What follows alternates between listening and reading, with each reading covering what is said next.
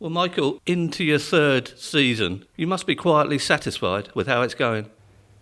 Well, we are in our third season. I think it's gone well. I think we had a really good last season.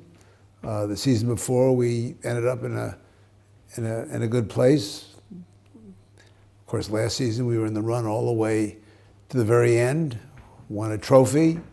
So I would say on the pitch, it's been pitch perfect. It's been good. It's slow progression from season to season, and that's what you're all about in a way, isn't it? We just want to improve all the time, a little bit, a lot, whatever, but always moving in the right direction, solidifying the company, the club, Fratton Park, how we operate. So we're very pleased. This is, it's not that it's always going to go perfectly, but so far, so good. Is it all you expected, or have you had some nasty surprises along the way about how football works? I'm not sure what I expected.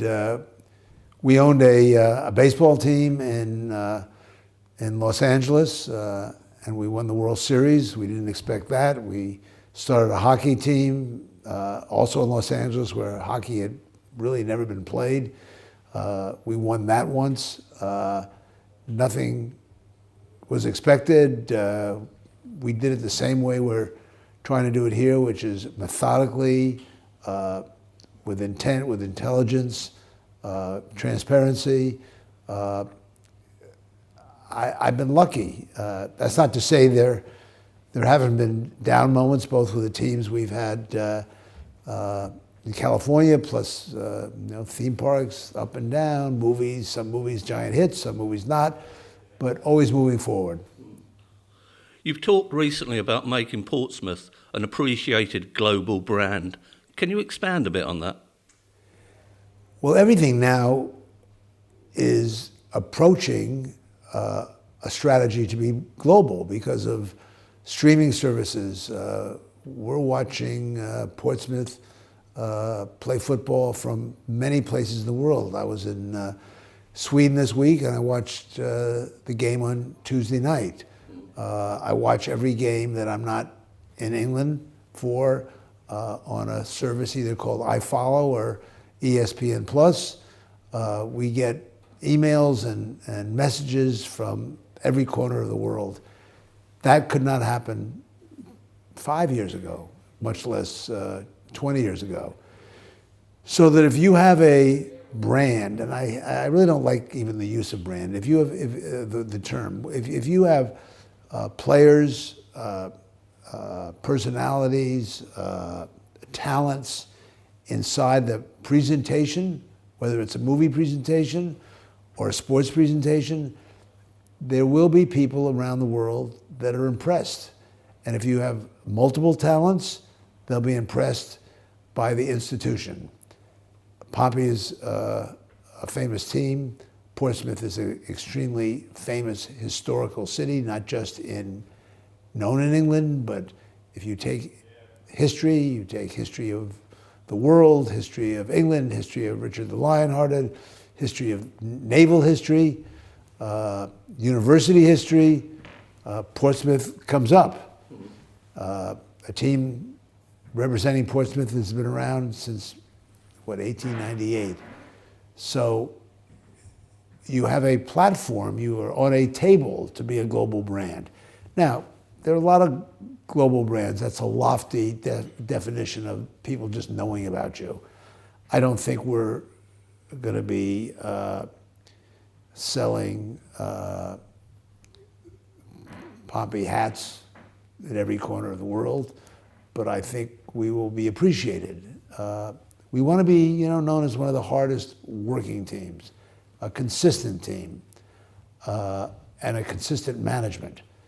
The differentiation in a company, the differentiation in a team is the consistency and the continuing commitment of the institution. It's not luck.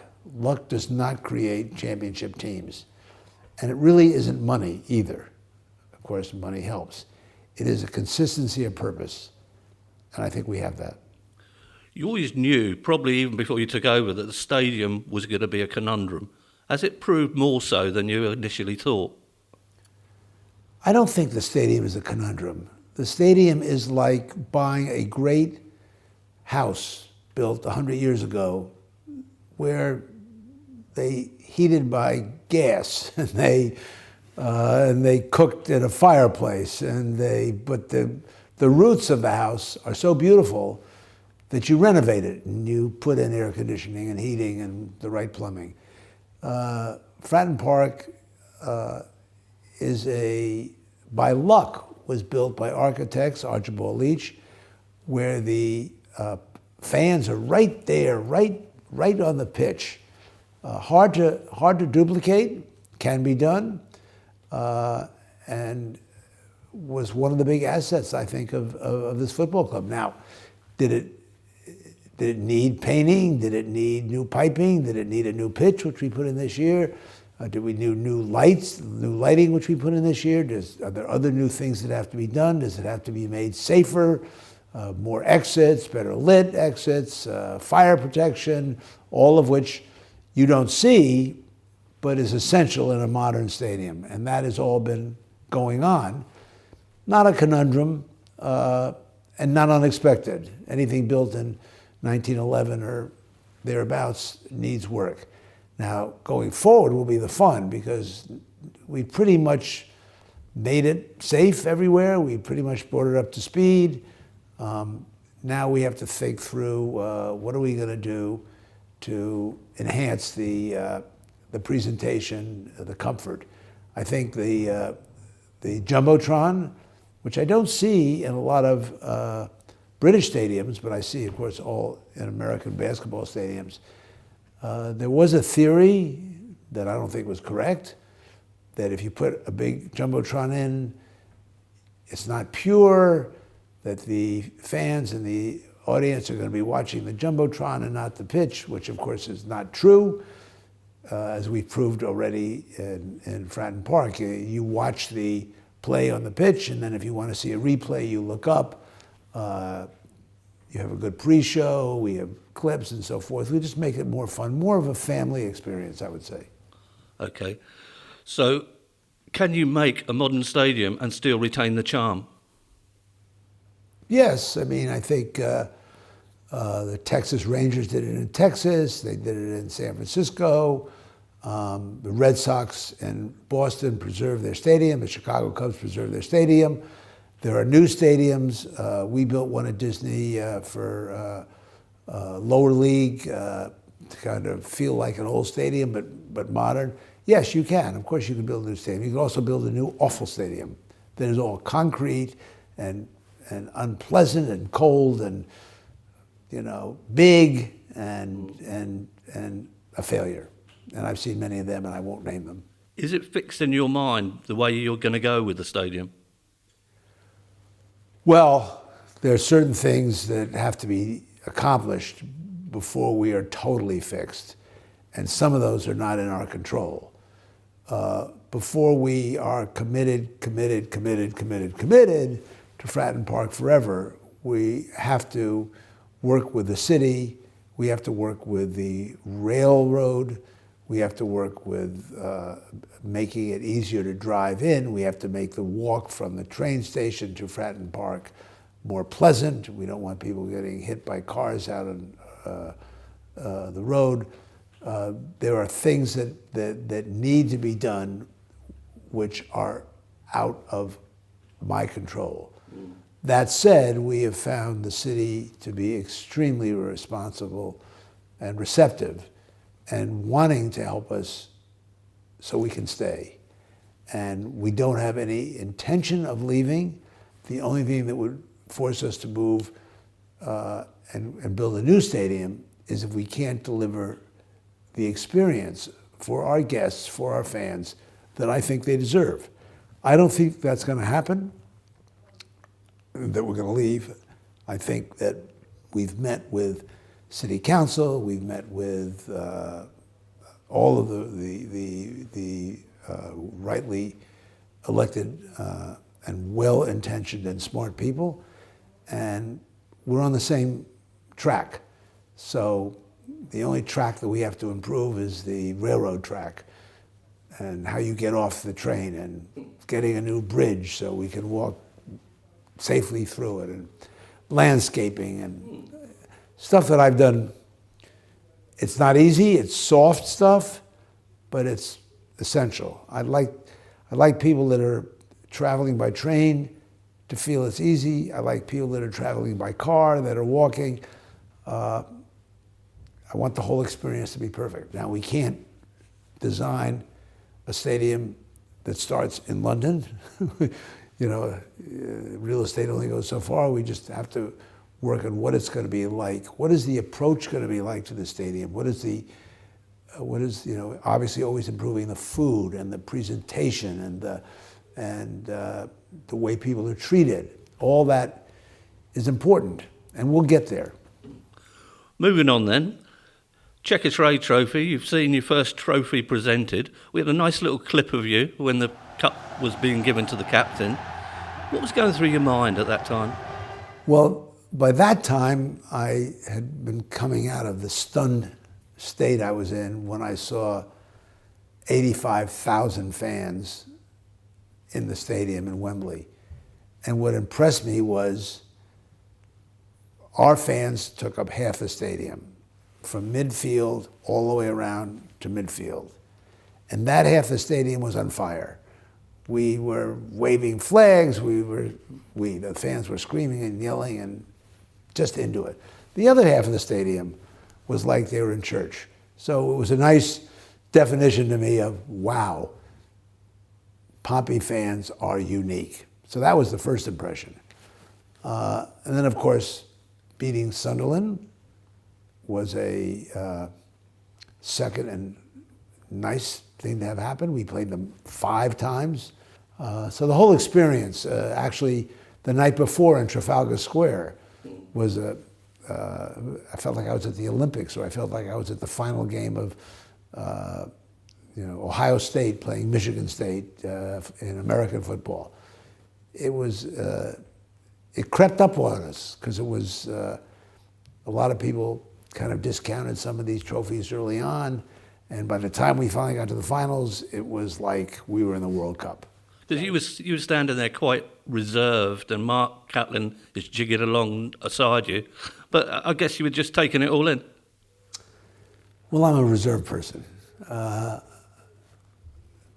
I'm not one to go jumping up and down outside. I was jumping up and down inside. I was watching. I was observing the team and the players and the accomplishment. I don't know. I am what I am. Is it a different experience to ice hockey and baseball, maybe? Well, each are unique. Baseball is a 3 or 4 hour adventure. They haven't really changed the game in a century, and it doesn't have that constant excitement. Hockey is closer. Still, there's a lot of downtime. Soccer, as we call it, or football, never stops. That continuing clock is fantastic, and it's 2 45-minute halves, and it's the right length. I mean, I subscribe to Harry Cohn's, who was the head of Columbia Pictures in the 30s, who would say that after, 90 minutes, his rear end couldn't sit any longer.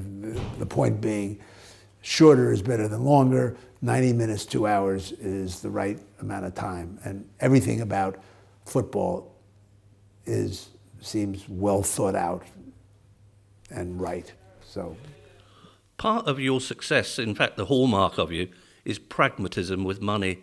Do you ever get an urge to go a bit quicker when you see a trophy like that and think, look, we can do this quicker? Well, do I ever get an urge to quickly spend to solve a problem? That's like saying, do you ever get an urge to have a good meal? Do you ever get other kinds of urges, which we won't discuss? Of course, I would love to be a little crazy in that area, but that, you know, it's like having a few too many drinks. You wake up the next morning and say, what have I done? That's not the way to move forward. Even if you can afford it, it's not the way to move forward. It's a false image that money solves everything, and it seems to be getting worse and worse. My view, it was in the movie business, it was in the television, it was in the sports business. This is a big world. There's a lot of talent in the world. The key is finding the talent, nurturing the talent, having it be your talent, and having that as your strategy. Yes, occasionally you will make an investment in a player. We made some investments this year. I don't think they were crazy or out of line. We had sold some players for a decent amount of money, so it was an all right financial situation. I think discipline on the pitch and discipline behind the pitch are essential for success. You're in America most of the time. How important is it for you to trust the lieutenants at the club? Mark Catlin, you hit it off with straight away almost. Well, it has nothing to do with me being an American. The key is how well you associate yourself with people that are better than you are. I have always thought that I should be the least smart person in the room, not the smartest person in the room, because the smarter people in the room will make me look good. So I actually, within 5 minutes of coming to Portsmouth, and I met Mark, and he started to drive me around. We really came semi-uninvited. We had figured that we were going to look at these famous teams that were in kind of hard times. And I had decided within 5 minutes that that was the man and this was the team. And we have not made changes. We don't intend to make changes. I tried to make a long-term deal with Kenny, and he was nervous about too long a deal. And after we had in the first season maybe 3 or 4 losses in a row, I called him up and said, how about adding 2 more years to your contract? And I think he thought that was really odd, but if somebody's going to call me up after 3 losses in a row and offering me an extension of my contract, I'm going to say yes. And that is my thesis, that if you know somebody is qualified, stay with them. Because when you make changes, the new person, whether it's the CEO or scouts or the manager, the new person changes everything. And then you're starting from scratch. So I don't believe in that. I believe in loyalty to people that are performing. That's refreshing to hear, because football is pretty trigger happy these days with managers. Trigger happy is a way to shoot yourself in the foot. Enough said. Going back to Mark Catlin and people like that, though, obviously they keep you informed as the players are coming in or leaving. Yes, we are informed. We are cheerleaders. We talk about players, and we're fans too. So we read all the press. We read the Portsmouth papers and the papers out of London. We follow the Premier League and the Championship and international stuff, just like any other fan. And I ask a lot of questions, and at the end of the day, I go with the recommendation of Mark, who I think generally goes with the recommendation of Kenny. So we watch, we know, we cheerlead.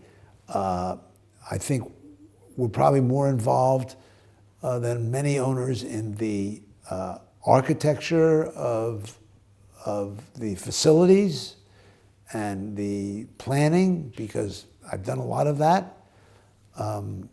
But it's a team. It's a team from me, my 3 sons, Eric, Breck, and Anders. My wife and I just went to a meeting with the city today. We just met with the team. We're going to meet with Kenny after that. We meet 4 times a year or almost every month we have a telephone call about future player potential. Yeah, we're into it. I've been accused of being sometimes too into it, and my view is that's good management. But I know when not to be into it. I know when to say, Mark and his staff, Anna Mitchell and the rest, and Kenny and his staff, they know what they're doing. And you've got to let them, like, I don't know who's starting tomorrow. I'm dying to know who's starting tomorrow. I know I won't know till I get to the stadium tomorrow. I guess I could know if I called up Kenny and say, hey, who are you starting tomorrow? But I can wait. You never feel the need to say no to anything? No, and I don't have the need to say no. I have never gotten to a position to ever have to say no to anybody about anything, because if you're part of a team and you're talking all the time, everybody comes to a consensus. And if I'm feeling no, so is everybody around me. And so we never get to, I never got to it at Disney, I never got to it at Paramount, I never got to it at ABC. I say no to outside people, somebody that wants to make a movie that I don't like or a television show. Yes, of course you say no. But inside, you get to the point where you all kind of are going in the same direction. Body language is enough for a no. So I don't even say yes. We just move on. It all happens. I don't know. I've never thought about yes and no. We just go on. We talk a lot. It's not as easy with an 8-hour time change as it would be if you were in the same city. But Mark is always available. I feel badly because sometimes we're talking, it's 10 o'clock at night his time, where it's in the middle of the day in Los Angeles. Listen, whenever I interview Eric, I always say to him, for a man with all the trappings of wealth, you're so down to earth. And he always replies, it's purely down to breeding. That's something you must be proud of. Well, let me put it this way. I was brought up to try to be reserved. And I brought up my kids that, you don't have to travel first class. You don't have to show off. You're judged by your character, not by your wallet or anything like that. And I think, my wife and I we were very involved with our 3 sons. I never, even though I had jobs that were kind of 24/7 jobs, I never missed a school play. I never missed a athletic event. I never missed a parent weekend. I never missed any of those things. And I can remember actually we had a Disney board meeting, and I really never missed a Disney board meeting, but there was one board meeting that interfered with parents' weekend at a summer camp. And I said to the board, and it was pretty important that I was at the board meetings. I said, I just can't go to that board meeting and miss my weekend with the kids. And the board did the opposite of what I thought. They said, that's why we want you at this company, that you would put your family before a board meeting. And I think, I've had a certain number of failures in business and I've had a certain number of successes. But my number one success, I think, is being a parent to Eric, Anders, and Breck. And you've seen more of Eric than my other 2 sons. But I'm proud of the way they handle their lives, their children's lives, my 9 grandchildren, and the way Eric is really loves the Portsmouth Football Club. He's closer to Portsmouth, being in New York, than we are. He lives and breathes it. He knows much more about it than I do. So that's great. It's a relatively new consumption for you. So how much does it consume your life now extra? Well, it's not really new for me because first of all, we own ESPN, so I was involved with sports. We own a couple of other sports teams, but it's really very much like entertainment, but in a way easier. In entertainment, you have to write the script, you have to cast the script, and then you have to produce the script. but you have to write the drama. In sports, all you have to do is cast the sport and then capture the drama, because the drama is the sport. So I always would say at ABC Wild World of Sports or ABC Sports, and we always were rivals, and they would say, we could do the entertainment much better than you guys, you're losing all the money, we're making all the money, and I would say, you guys are idiots, it's easy what you do, and we would joke, I would say, the drama is delivered to you. What are you doing? All you're doing is photographing it. Now they did create slow motion, they did create instant replay, this is at ABC, and all the technology, and they also created the modern telecast, so they did fantastic things. But I would say, you know, when a game ends in the last 30 seconds, you didn't write that, you captured it. We have to write it. When we make movies, when we do the Bad News Bears or whatever movies we made in sports, we write it. That's not delivered to us, so it's different. You say you went into sport not expecting anything, but is it beyond expectation for Pompey to one day be a Premier League team and perhaps go beyond that and challenge for the top six? Well, I cannot imagine that Pompey will not be a Premier League team. How would you, I mean, you can't be in anything where your aspiration is to be number one. I mean, that's just in one's DNA. When that's going to happen, I can't tell you. I think in some interview I said a decade, and then I got a lot of people on social networks saying, what's wrong with 5 years? What do you mean it's 10 years? It could be 5 years, it could be 10 years, it could be longer. But the goal in a intelligent and well thought out way is to be in the Premier League and not to be at the bottom of the Premier League. That is not my goal. But my goal was also not to win a trophy in the second year of ownership, and we did. So who knows? We're not going to buy our way into it, because by buying your way into it, you're actually buying your destruction. So that's not my goal. But your costs actually do increase, don't they? If you go up to the Championship, it's almost a whole new world. Well, the costs, of course, increase, but so do the revenues. This is a business where you have the revenues, and then you subtract your cost of player personnel and management and facilities. And hopefully, when you draw the line under all that, you're in a profitable or not in a loss situation. If you don't think of it that way, and it's all about costs and not about revenue, you're going to be going back to your car dealership business or whatever it is you did to be able to afford to buy one of these teams before. So that doesn't make any sense. The idea is to always have the revenue exceed the cost. I know that sounds simple, but it's worth reminding yourself of that on occasion.